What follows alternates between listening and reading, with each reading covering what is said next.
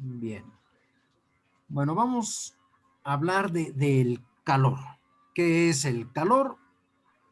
Lo correcto es decir así el calor, ¿verdad? Ya ven que a veces hay quien dice la calor, forma incorrecta, ¿sí? Entonces, lo correcto es el calor. Bien. En este caso, dice el concepto que es una energía en transición que fluye de un cuerpo de mayor a menor temperatura hasta alcanzar un equilibrio térmico. Su unidad en el sistema internacional, esta abreviatura SI significa Sistema Internacional de Unidades, que es el que ocupa prácticamente todo el mundo, a excepción de los países de habla inglesa, es el Joule, que dijimos que en castellano es julio. Otra unidad de medida es la caloría, cuya equivalencia es una caloría equivale a 4.186 joules y la unidad térmica británica. Bueno, entonces podemos ver aquí dos cuerpos. Para que exista el calor, los dos cuerpos están en contacto. Y uno de ellos debe tener mayor temperatura que el otro. Esto es lo que indica esta desigualdad. Temperatura 1 es mayor a la temperatura 2. Y entonces el calor fluye, porque el calor es una energía de transición, aquí lo dice, energía de transición, que fluye del cuerpo de mayor temperatura al de menor temperatura. Fluye en esa dirección. ¿Sí? Y siempre fluye así. Más adelante veremos que esto se convierte en algo llamado segunda ley de la termodinámica. Entonces, si este cuerpo y este otro cuerpo tuvieran la misma temperatura, digamos 100 grados y 100 grados, si tuvieran la misma temperatura y los junto, ¿habría calor? Pues dice la condición que no, porque un requisito es que para que fluya calor tienen que ser dos cuerpos, uno a mayor temperatura que el otro. Tiene que ser a diferentes temperaturas. No importa que digamos, pero este está a 100 grados y este también. Entonces, pues están muy calientes los dos. Emiten mucho calor. Bueno, pero así como está el concepto, entre ellos no. Sí, entre ellos no. Si yo cometo la imprudencia de poner mi mano ahí, entonces el calor vendrá hacia mí, provocándome quemadura, ¿cierto?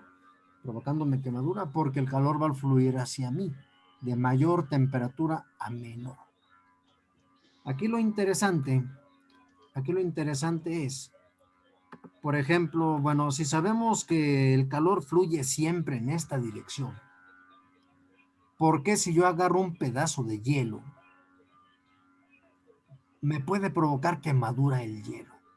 Que no contradice lo que estoy diciendo, que el calor va del cuerpo de mayor temperatura al más frío. En este caso yo soy el cuerpo que tiene mayor temperatura que el hielo. Entonces el calor se lo doy yo al hielo. Entonces, ¿por qué el hielo me provoca a mí? Perdón, me quema a mí. ¿Sí? ¿Por qué me quema a mí? Porque resulta que el calor quema al entrar y quema al salir. Y si lo hace bruscamente, como en el caso del hielo, lo que me quema es mi propio calor al salir bruscamente. Interesante, ¿verdad? Entonces, es un concepto que tenemos erróneo, de decimos el hielo quema, no, no es el hielo, es mi propio calor cuando sale bruscamente. Bueno, ¿y esto en qué momento termina esto? Bueno, esto termina cuando alcanzan un equilibrio térmico. ¿Y eso qué es el equilibrio térmico? Bueno, dice aquí que es aquel estado en el cual se igualan las temperaturas de los cuerpos, las cuales en sus condiciones iniciales pues eran diferentes. ¿sí? Una vez que las temperaturas se equiparan, es decir, que alcanzan el mismo valor, las dos temperaturas, se suspende el flujo de calor.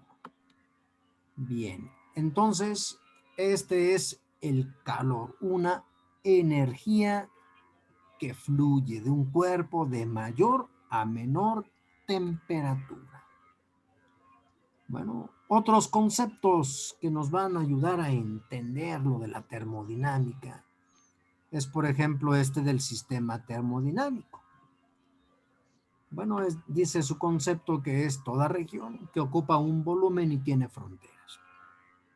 Entonces, todo cuerpo, ¿verdad? Cualquier cuerpo tiene su frontera, tiene su volumen. Entonces, un sistema termodinámico es una región del espacio sometida al estudio que se esté adelantando y que la limita, una superficie que puede ser real o imaginaria, y la región externa al sistema que interactúa con él se denomina entorno del sistema. El sistema termodinámico interactúa con su entorno a través del intercambio de materia y energía. ¿De acuerdo? Bien, el volumen, ese concepto que seguramente todos conocemos, el volumen, pero que a veces definirlo no es tan fácil. Bueno, el volumen se define como una propiedad extensiva y geométrica que tiene un valor caracterizado por una longitud multiplicada por una altura y un ancho. El volumen en el sistema internacional se mide en metros cúbicos, aparte de otras unidades como los litros, el centímetro cúbico, el pie cúbico, el galón, la pulgada cúbica, estos últimos tres del sistema inglés, el volumen. Hay otro concepto que no es muy utilizado, volumen específico, pero su inverso sí, la densidad. Y me voy a acordar con este concepto de la densidad. Déjenles hablo. ¿Densidad de qué trata, verdad? La densidad. Bueno, su concepto dice que es una medida de la compactación de la materia y aparte es el inverso del volumen específico. Vamos a interpretar ese concepto. Compactación de la materia, medida de la compactación. Quiere decir que si la materia está muy compacta, muy juntita entre sí, la densidad es muy alta. Si está muy separada esa materia, la densidad es baja. Y entonces proviene esta fórmula donde está este símbolo llamado ρ, que se parece a la P, pero no es la P porque esa letra P la estamos dejando para la presión. Entonces este símbolo que parece un bastón es una letra griega llamada ρ y se define coloquialmente como masa entre volumen. Masa entre volumen.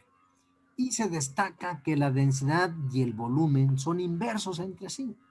¿Sí? Son inversos uno del otro. Inversos significa que cuando uno crece, el otro disminuye. Cuando uno disminuye, el otro crece. Entonces la densidad crece, se hace grande la densidad, ¿sí? Se hace grande cuando el volumen se hace pequeño, porque lo estamos compactando, ¿de acuerdo? Entonces, si el volumen lo incrementamos, si el volumen lo hacemos grande, estamos separando sus moléculas y por lo tanto la densidad disminuye. Así que en el caso, por ejemplo, de un pedazo de pan, si lo comprimo ese pedazo de pan, estarán de acuerdo que la masa no cambia, es la misma. Sin embargo, el volumen ha disminuido, el volumen es más pequeño y por lo tanto la densidad, como el volumen es pequeño, la densidad es grande. ¿Cómo es que es grande? Lo que pasa es que ahora ya está más junta la materia. Por eso dice el concepto, compactación de la materia, compactación. Bien, compactación de la materia. La masa se mide en kilogramos, el volumen se mide en metros cúbicos, entonces la unidad en el sistema internacional es kilogramos sobre metro cúbico.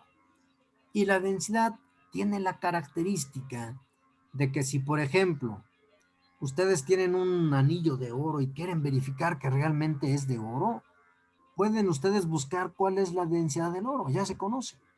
La densidad del oro es de 19.320 kilogramos por metro cúbico. Y si es un anillo, la masa del anillo entre el volumen del anillo me tendría que dar ese mismo valor, 19.320. ¿Sí? Eso es lo interesante. Si es oro el anillo, o es una corona, o una barra, siempre la relación masa entre volumen me tiene que dar la densidad del oro, que es un valor universal, que no cambia. ¿Sí? Lo hacen aquí en México, lo hacen en China, el valor del oro debe ser el mismo. No importa la forma que tenga, si hacen la división de su masa entre su volumen y quieren comprobar que es oro, tiene que darles ese número. Sí, ya se conoce la densidad para cada material, ya se conoce. Entonces, esto es lo interesante de ese concepto, densidad. Bien, otro concepto muy interesante es la presión. Sí, la presión se define como la fuerza perpendicular o normal aplicada a una superficie. Y aquí tenemos la fórmula. Presión es fuerza perpendicular entre área de la superficie. En este caso, la fuerza se mide en newtons, el área se mide en metros cuadrados. Por lo tanto, la unidad es el pascal, a eso se le conoce como pascal. Aparte hay otras unidades de presión, ¿sí? Por ejemplo, está esta que dice bar, está esta otra que dice libras fuerza sobre pulgada al cuadrada, PSI, libras fuerza sobre pie cuadrado. Aquí lo interesante de la presión es que en la fórmula también se observa que la presión y el área son inversos. Quiere decir que el área es grande. Si el área es grande, la presión es pequeña. Si el área es pequeña, la presión es grande. ¿Qué significa esto? Bueno, vamos a pensar en nosotros mismos. Nosotros, cuando estamos acostados o estamos de pie, ¿nuestra masa están de acuerdo que es la misma? Sí, profe. ¿Cierto, verdad? Bien.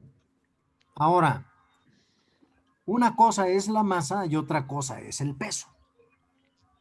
El peso es la atracción gravi, es una fuerza de atracción que la gravedad ejerce sobre nosotros. ¿Sí? Ese es el peso. A veces lo confundimos con la masa, pero no, el peso se mide en newtons, es una fuerza. ¿Sí? Para sacar el peso nada más basta con multiplicar mi masa por la gravedad de la Tierra, por 9.8, nada más. Y eso me da el peso. Ahora, ¿están de acuerdo que yo peso lo mismo si estoy acostado o de pie o en un pie? Sí. También, ¿verdad? Es lo mismo. Entonces, ¿por qué? Como que me cuesta más trabajo pararme en un pie, no se diga en las manos, menos de cabeza, mucho menos de puntillas, ¿verdad? ¿Qué será lo que está pasando si el peso es el mismo? Es lo mismo. Porque el punto de apoyo nada más está en un solo extremidad. Exactamente. A eso le llamamos área de la superficie. Como el área es muy pequeña, ¿sí? Si estoy en un pie, entonces el área es más pequeña. Y si es más pequeña, la presión, ¿qué pasa con él? Doble, ¿no, profe? Se incrementa el doble, exacto. Se incrementa el doble. Entonces, cuando estoy acostado, sentado, de pie o en un pie o de puntillas, aunque mi peso es el mismo, mi peso es la fuerza, pero no lo es el área. Entre más pequeña es el área, entre más pequeña, la presión crece, se hace muy grande, de tal forma que llega un momento en el que no la puedo tolerar, no la puedo soportar. Caso contrario, si yo me acuesto, el área es grande y la presión se hace pequeña. Profe, ¿Sí? pero ¿por qué es más difícil pararse de manos si igual son dos que si te pones de pie? porque son 2 pies. Sí, pero el área es más pequeña de tus manos, de tus pies. La de los pies es más pequeña y tu presión se incrementa. Ah, ya. Y no se incrementa cualquier cosita. Por ahí hay un ejercicio que les voy a mostrar donde la presión se dispara. O sea, es muy, muy grande la presión. Entonces, por ejemplo, si nos pisara alguien con tenis o alguien con zapatillas, pues pensamos que el que nos pisa con zapatillas, pues nos va a dar un buen dolor, ¿no? Porque es una presión altísima. Es una presión altísima. ¿Verdad? La presión.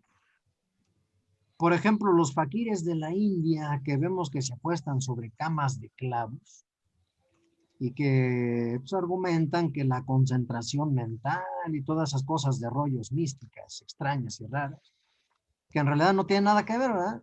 Porque simplemente es una explicación física. Son tantos clavos que el área es muy grande y por lo tanto la presión es muy pequeña. Los clavos no nos van a hacer daño. O sea que eso de la concentración mental no es aquí, al menos en esto, no es cierto. ¿Sale? Entonces ahí sí. Y bueno, eso es lo que es la presión de los cuerpos. Bueno, este del principio de Pascal tiene que ver con la presión, pero eso lo vamos a dejar para la hidráulica. Bueno, ahora me meto en el campo del concepto de la temperatura. ¿Qué es la temperatura, verdad? Ya estuvimos hablando del calor, del equilibrio térmico. Pues, ¿qué es la temperatura? ¿Qué es? Bueno, vamos a ver este concepto. Dice que la temperatura nos permite conocer el nivel de energía térmica con que cuenta un cuerpo. Chequen lo que dice el nivel de energía térmica. Las partículas que poseen los cuerpos. Ustedes saben que todos los cuerpos tienen moléculas, a su vez que tienen átomos.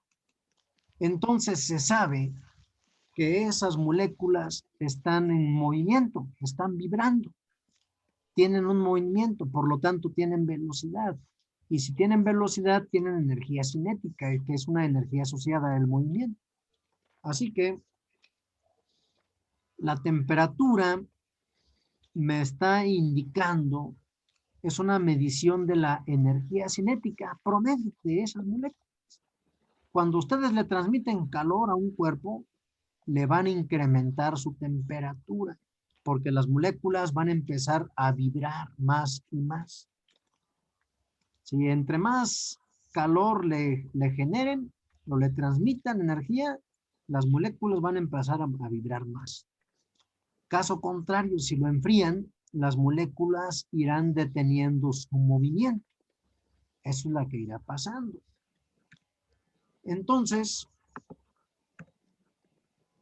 el valor medio de dicha energía cinética está directamente relacionado con la temperatura del cuerpo. Así que a mayor energía cinética, es decir, que ha recibido más calor y esa energía se mueven más esas partículas, la temperatura es mayor. Caso contrario, si lo vamos enfriando, las partículas van perdiendo movimiento. ¿Sí? Van perdiendo movimiento esas partículas. Sabemos que la temperatura tiene 3 grandes sistemas de medición, muy conocidos, muy populares, que son la escala Celsius, que casi todo el mundo utiliza, que conocemos también como escala centígrada. Tenemos la escala Fahrenheit, que utilizan los países de habla inglesa, encabezados por Estados Unidos e Inglaterra. Está la escala Kelvin. La escala Kelvin, ¿esa quién la utilizará? La escala Kelvin. ¿Quién quieren que la utilicen? La escala Kelvin. Bueno, Los químicos, ¿no, profe? lo utilizan exactamente los científicos. Es la escala universal. Sí, universal. ¿Por qué universal? ¿Qué tiene de interesante y por qué la crearon a Kelvin? Bueno, el creador de la escala Celsius, que toma el apellido de su creador, un personaje de origen danés, de Dinamarca. Entonces él crea esta escala. Cuando el agua hierve, ahí él pone una marca. Cuando el agua se congela, pone otra marca. Y luego pone 100 líneas entre los dos. Por eso esta línea, esta también se le conoce como centígrado, que es la que en México utilizamos, la escala de Celsius, donde el 100 es el agua cuando hierve y el 0 es cuando el agua está congelada, ¿verdad? Esto a presión atmosférica normal, a nivel de mar. La escala Fahrenheit, que está de este lado, el 212 es donde el agua hierve, ¿sí? 212 grados Fahrenheit. El agua se congela a los 32 grados Fahrenheit. ¿Sí? Entonces, si ustedes restan, hay 180 marcas entre los dos puntos. Eso hace que la escala Kelvin tenga marcas más pequeñitas, ¿sí? Más pequeñitas. Entonces, la escala Kelvin, ¿qué característica tiene de interesante? Bueno, yo les decía que conforme se va enfriando los cuerpos, las moléculas van perdiendo movimiento. Entonces, este personaje consideró, Lord Kelvin, consideró, Kelvin creo que era inglés, mientras que Fahrenheit creo que era escocés. Entonces, él consideró que iba a llegar un momento en el que si enfriaba los materiales, llegaría un momento en el que las moléculas ya no se iban a mover, ya iban a estar completamente inertes. Y él encuentra ese punto y ahí él pone su cero, el cero de la escala Kelvin. Observen que aquí en la escala Kelvin no aparece el circulito de grado, no se lee como grado, simplemente 0 Kelvin. Entonces, esta escala toma de la escala Celsius las 100 marcas que tiene aquí. Entre los puntos de congelación y ebullición del agua, el punto de congelación está en 273 kelvins y el de ebullición en 373 kelvins. Observen que hay entre los dos 100 kelvins. Por lo tanto, un kelvin y un grado Celsius miden lo mismo. Cosa que no ocurre con el Fahrenheit, está más pequeñito. Muy bien, entonces son 3 las escalas y esta es la aceptada universalmente porque no depende del agua. ¿Qué tal si una civilización extraterrestre mide también temperaturas? Entonces, y ellos no tienen agua, pues la única forma que sí podría ser común para ambas es el frío absoluto, ¿sí? El cero absoluto de temperatura es el punto más frío posible en el universo. Ya no hay más frías en el universo. Ya no se puede bajar más esa temperatura. Y ese es el 0 Kelvin. Su equivalente en la escala Celsius, aquí lo vemos, es menos 273.15 grados Celsius.